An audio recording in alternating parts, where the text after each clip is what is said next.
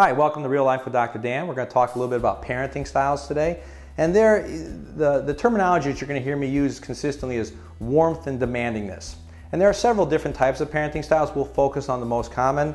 The one that we see frequently, which is good, is authoritative.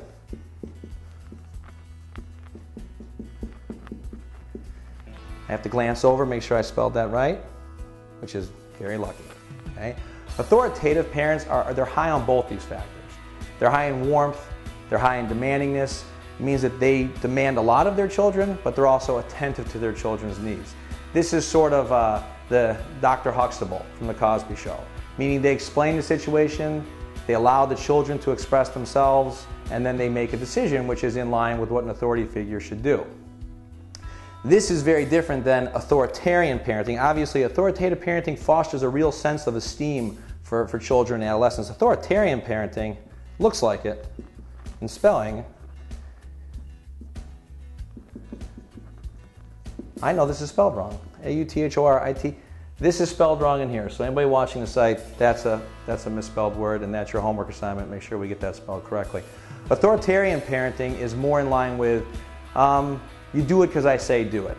So the children, they don't really have a voice. Okay? Clearly this isn't as healthy. This can lead to things, sometimes poor academic performance, a lack of self-confidence because the child maybe necessarily doesn't feel like they have a say in what goes on.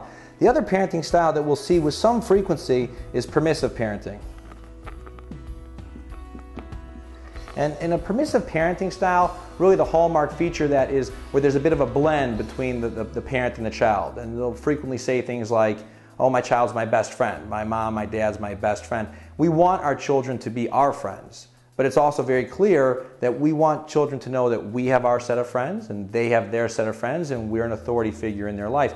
What happens when children feel as if they're an adult is they do what they perceive adults to do.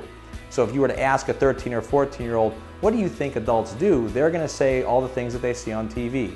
They drink, and then they smoke, and then they play volleyball, right? Then maybe they're more promiscuous.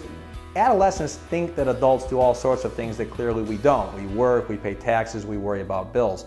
And we want to make sure that adolescents specifically are really aware that there is someone who is assisting them with control of their life until they are an adult. Thanks very much. We'll see you next time on Real Life with Dr. Dan.